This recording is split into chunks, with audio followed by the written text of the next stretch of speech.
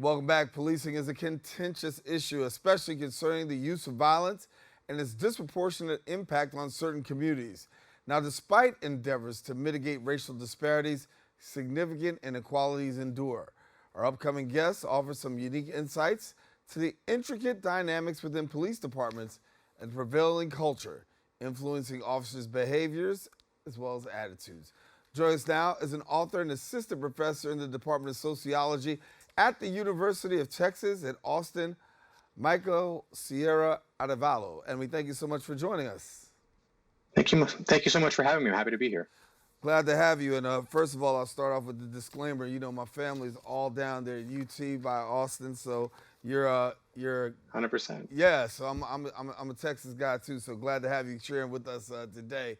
Let's get into this here because when we talk about police culture right now, how do you rate police culture in America?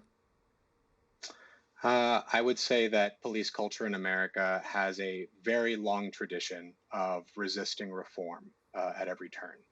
It is the elephant in the room.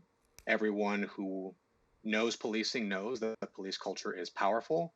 And I think that anyone who wants police culture to change is also very aware that it is very difficult to change. And when we talk about police culture, we know that so many times we see those who are disproportionately affected on the other side of that, particularly communities of color. What can you tell us about the disparities and, give me a perspective. I mean, you're down there in Texas as well. Talk to me about what it's like down there. So the disparities in policing, whether we're talking about stops or arrests or uses of force or even shootings, are very clear. They disproportionately affect people of color, particularly men of color who are Black or Latino. But what my book, The Danger Imperative, Violence, Death, and the Soul of Policing argues is that if you want to understand how and why these inequalities are perpetuated, it's not a story that's just about these dyed-in-the-wool bigots. It's not a story of monsters. It's a story of men in systems involved in particular kinds of training and processes, all of which makes up a particular culture. And my focus in the book is on a culture that privileges officer safety above all else. Right. And we believe in officer safety, but I guess the question that's going to be asked of some is like, you got officer safety as a priority, but it seems as though it's over prioritized. And I can't say that in the wake of what's going on right now. But it seems as though when you talk about officer safety, it's officer safety and everything else goes out the window. How do you make that how do we make the analogy here? So I think an important point to emphasize is, at least not in what I observed in policing or in academy training materials, there is no explicit instruction to officers that their safety trumps that of citizens. If anything, it says the opposite. There's sort of a hierarchy where it's the life of an innocent person or a victim, then it's the life of an officer, and then it's the life of a suspect. But I do think that in practice, what officers learn in a variety of ways through academy training that emphasizes just how unpredictable and dangerous their work is, all the way through daily rituals and routines in the police department that further emphasize the danger, the profound violence of their work, is that when rubber meets road, nothing else gets done in policing if an officer's hurt or dead. And that structures everything that they do. Yeah. And when we talk about that, that's what's a lot's going on right here in New York. And we know that we're dealing with this here in New York. I know that in the book you talk a little bit about police socialization and behavior. So what can you tell us about socialization and behavior? So for folks less familiar with policing, the police academy is recruits or cadets' introduction to the formal rules and tools of policing. And the police academy, in addition to learning the tangible practices, how to shoot, how to do a takedown, how to conduct an arrest, what the rules and laws that prescribe their behavior are, they also learn how to see the world as police officers. And the central core component of what it means to see the world or understand the world as a police officer is to view it through what I call the danger imperative, this cultural frame or a set of cognitive lenses that emphasize violence, the preoccupation with violence and the importance of ensuring officer safety at all times. And the academy, it teaches officers this in a variety of ways. They watch countless videos of officers being shot, officers being stabbed, officers being assaulted in the line of duty. They practice how to respond to violence. They practice how to justify violence legally and in terms of their policy. And everything in the academy can, in some way, be tied back to this fundamentally important concept of officer safety. Yeah, and that's paramount. So, as you wrote your book, when you thought about some of the things that you wanted to touch on, and you got your research done, what stood out for you in this research that maybe caught you by surprise? That's a great question. I think that two things kind of stuck out to me.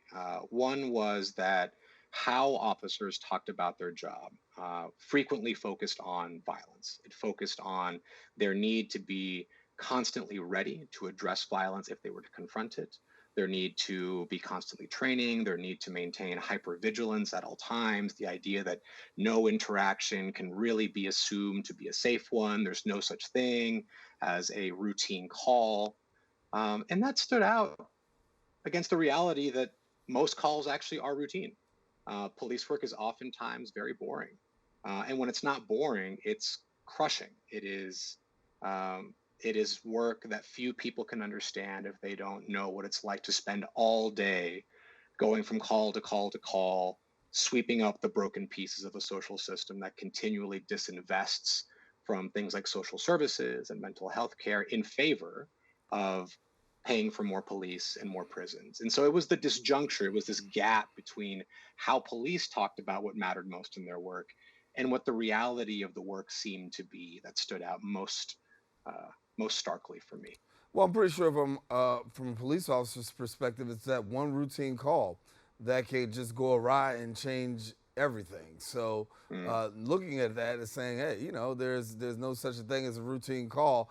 I guess that was a pretty big emphasis on the part of officers. It's certainly a big emphasis. And to be clear, there is a real fundamental, almost mathematical truth to it. The probability of a random person on a given call pulling a gun on you is not zero. It's close to zero in the vast majority of cases, but it's actually not zero. And in a country that has more than 400 million firearms, which is more firearms than people, that concern is not wholly irrational. But what I point out in the book is that there are costs to treating the public and treating all interactions as if they might suddenly devolve into violence. It leads officers to do subtle things, sometimes like touching a trunk of a car because they think it will ensure that the trunk is closed and they can't be ambushed by some hidden gunman. But it also leads them to do things like treat people disrespectfully or aggressively in the name of maintaining control and reducing the likelihood of violence. Right. The danger of policing is something that you also unpack as well. We've been talking a little bit about that.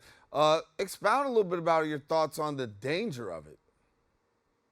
So the danger of policing is very real. I think that a lot of folks will point to these op-eds that come out every once in a while, which say policing's not even in the top 10 most dangerous professions.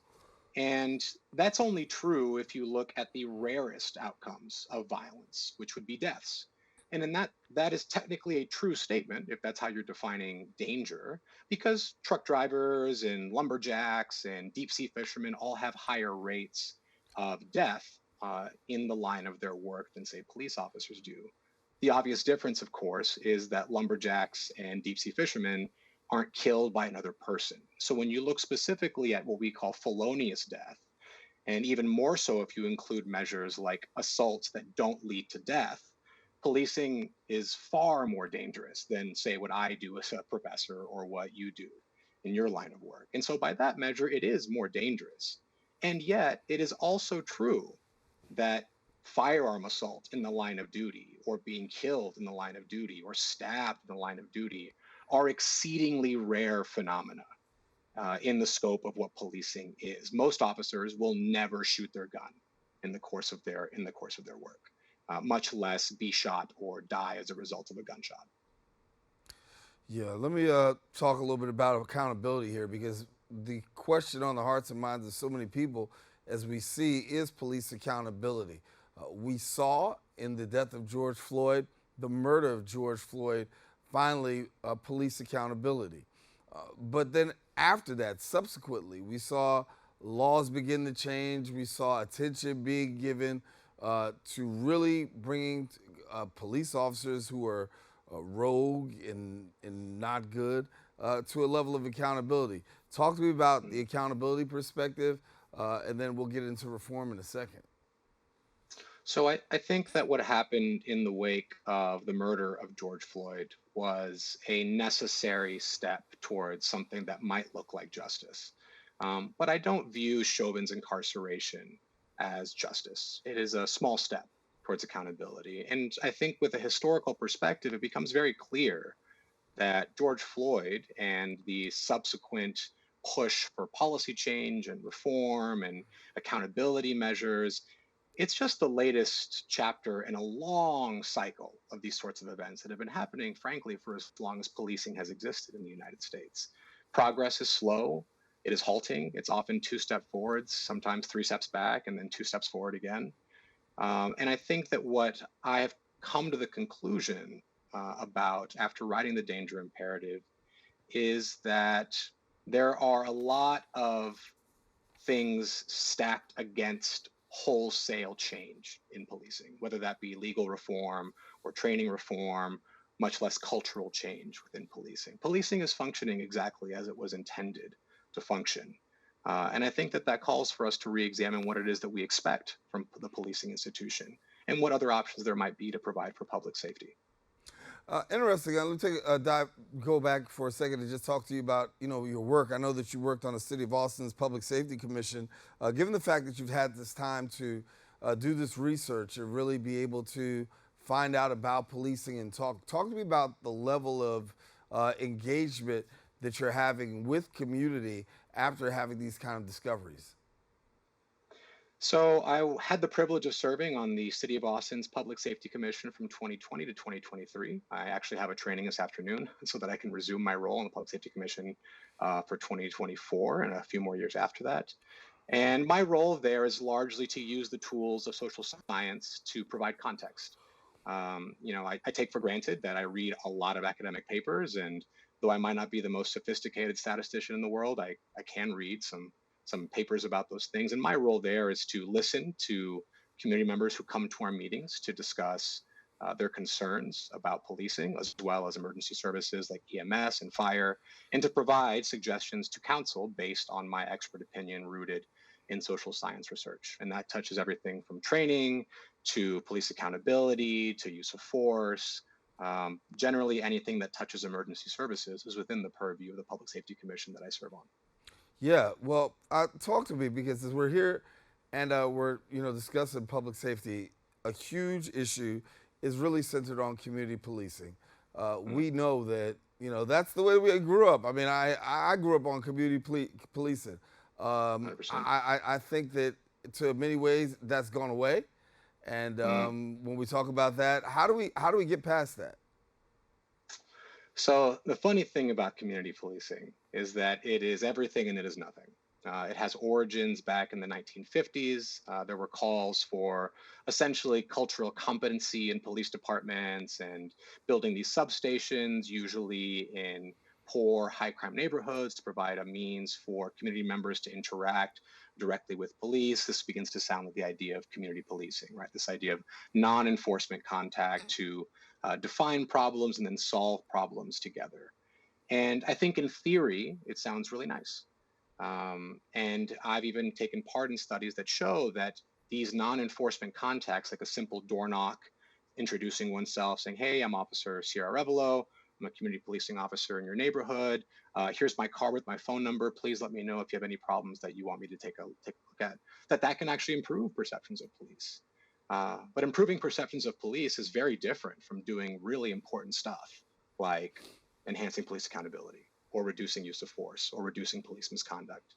And I think over time, despite the billions of dollars that we've invested in this thing that we call community policing, In practice, what it turns into is that you can call whatever you want to call community policing, which turns into coffee with a cop, police athletic league, bicycle patrols, community meetings, news flyers. All of that has been defined as community policing. And more often than not, I think the community policing dollars end up going to police departments to continue doing business as usual. All you got to do is slap a new decal on the side of the car or change the headline of your website, and you can say that you're doing community policing. So you make some policy recommendations. I know that with all your research, you got to have some recommendations out there. Let's talk a little bit about the recommendations. I mean, you don't just look at the stuff. Now you say, listen, this is what we really can be looking at and looking at doing. So, tell me, what do you think by way of policy recommendations? For sure. Yeah, I try not to do just the sociology of SAD. I do have some suggestions for how we can make things better. And so I've got two buckets of things. One is for people that are really interested in reform within policing. And for me, that mostly focuses on training. And so one of my low-hanging policy levers that I want to pull is to stop warrior-style, killology-centric training. So there are some famous third-party trainers, people like Lieutenant Colonel Dave Grossman, the self-professed founder of Killology, whose books and writing are cited in training documents, as I describe in my book, The Danger Imperative, that talk about things like becoming the predator to catch the predator. And I think that has no place in policing. I don't want my tax dollars. I suspect most people don't want their tax dollars going to police departments to pay these trainers or to send their officers to take seminars from trainers whose beliefs and pedagogy are wholly out of step with best practices in policing. I think related to that, we could lean on POST, which is the police officers or peace officer standards and training, which exists in every state. And they need to do a better job of vetting who they approve to be trainers for our police officers. I think that currently the standards are too lax. Essentially, it's rubber stamped, and in many cases, approval of those trainings and trainers actually falls to individual departments that are unlikely to have the time and resources to properly vet those trainings. But if I'm honest, those trainings for me are only going to blunt the sharpest edges of the danger imperative. I think I'm much more interested in having a much bigger conversation where we begin to treat public safety and officer safety not as separate things, but as two sides of the same coin.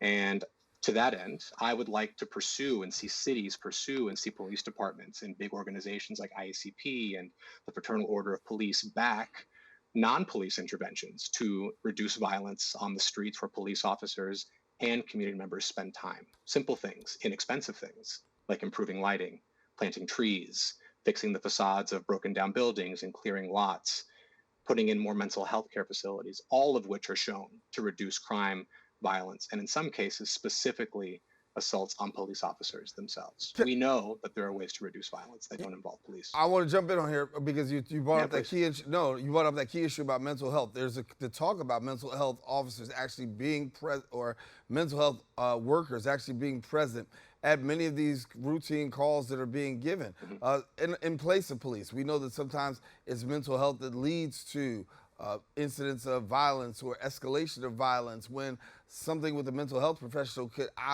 possibly de-escalate. So take me back a little bit to that. Your recommendation in that particular area, do we need to see officers out on every emotional, social call like that? In short, no. I think that police do far too much. We actually expect far too much of them. And police officers will be the first ones to tell you that they go to a lot of things which they are generally poorly equipped to do anything about. Police have very limited tools. They have handcuffs and guns and radios to call for backup and body armor to keep them safe from being shot and OC spray and batons and all kinds of stuff. But that doesn't make them trained mental health care professionals. That doesn't make them counselors, even if they are forced to act as counselors many times. And so I think that the conversation around police officers and mental health is part of a bigger conversation about trying to turn back the clock a little bit on how we've gotten to a place where, for some reason, when I was riding around with police officers, I went to a call where a teenager didn't want to go to school and the police arrived. A call where there was a fight between a brother and a sister, went to that call too. Disputes between neighbors over trash cans, some dispute over a receipt between a store owner and a customer. there's no reason for police to be going to these things. Now, there's a reality that there are guns present in interactions in the US, including in cases with mental health. But those are, on balance, rare compared to the total number of mental health care cases that police handle. And that's where I think you can have things like Cahoots, which is a program that's showing increasing success, where you actually take the calls that are not overtly related to violence and have mental health involved, and you just bypass the police entirely. There's always the option to call the police in if necessary. But I think that we can use that as a means to begin working towards a system that increasingly allows communities and city governments to provide for the needs of community without involving armed agents of the state. Somebody walks up to you and says, listen, I'm a defund the police supporter. How do you respond to them? Are you a defund the police supporter or refund the police supporter in terms of reallocating some of that money that's out there? That's interesting. I haven't heard that distinction before. I would generally ask them what it is that they mean by defund.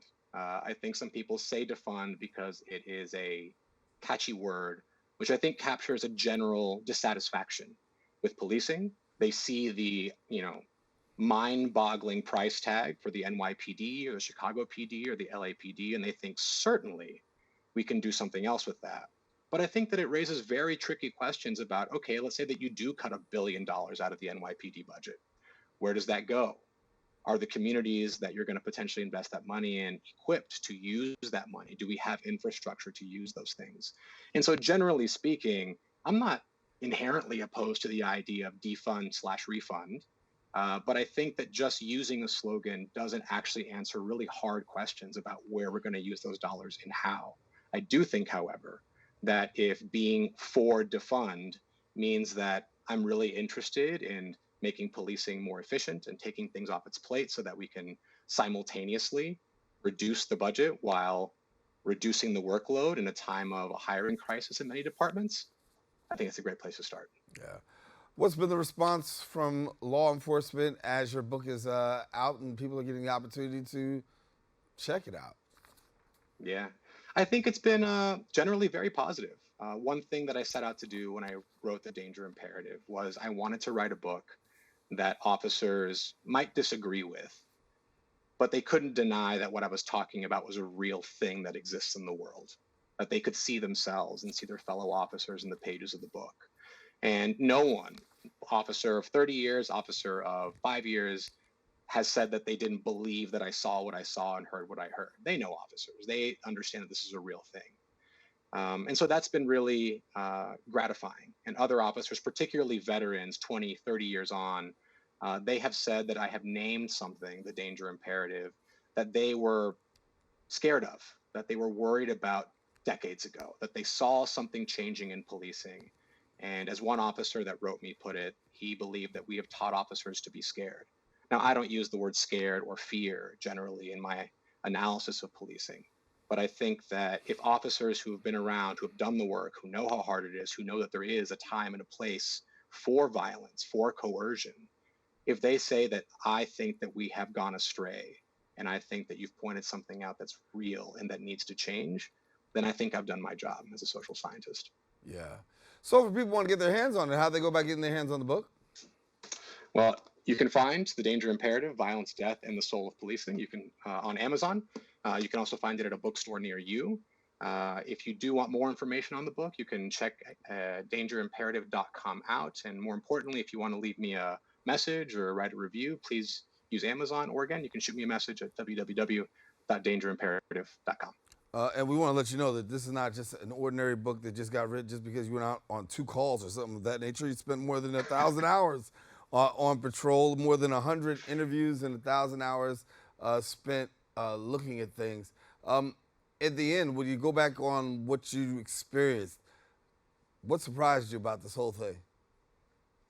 Yeah, so I think besides the big gap between what officers say the work is and what the work is, I think what surprised me the most was just how hard the work is. As I mentioned, most of what officers do has little to do with violence. If it does have to do with violence, they're usually responding after the fact, and they're dealing with victims, not perpetrators. But what actually takes up most of their day is, again, all the symptoms of inequality, of poverty, mental illness, and substance abuse, and broken homes and failing schools. Like, that's the world that police officers inhabit. And I think what it revealed for me was just how abandoned many communities are. That the only functioning institution that they can reliably get to do anything about anything is the police. And so these communities, particularly Black communities, Latino communities, they're in this bind where they essentially have to decide whether or not their problem is important enough to involve an institution which might very well coerce them, harm them, or abuse them. And I think that that revealed for me just how much work there is to do, but it also shows that there's a lot of ways that we can intervene, that there are a lot of places that we can make improvements to simultaneously provide for public safety and also ensure that there is a better ability to provide for officer safety and wellness. How's the community taking the work that you've done? You know, I think I'm excited to talk with more policymakers who are responsive to community demands. I haven't had the opportunity yet to say talk about the book in front of a group of community stakeholders or a group of local activists. It's an opportunity that I welcome. And I think that similarly, they may disagree with some of the conclusions about what I think the levers to pull might be or how we might do that. But I do think that there's something in the book for everybody. If you're a dyed-in-the-wool reformer and you think that all the change to happen inside first, there's options for you. And if you're more on the side that policing is actually kind of beyond changing, that it is what it is, and we need to invest in other systems, I have recommendations about how we can do that too. So I think there's something here for everybody, community members as well as police officers and police executives. Michael Sierra-Arévalo, thank you so much for joining us, and thank you for this very interesting conversation. A lot to unpack and certainly a lot to look forward to in future time. We've definitely put word out there as to where we can get the book at, and hopefully we'll bring it back and we can talk about this a little bit more some other time. Amazing. Thank you so much for having me. I really enjoyed it. All righty. Thanks much. Listen, we're taking a quick break. We got more coming up right after this.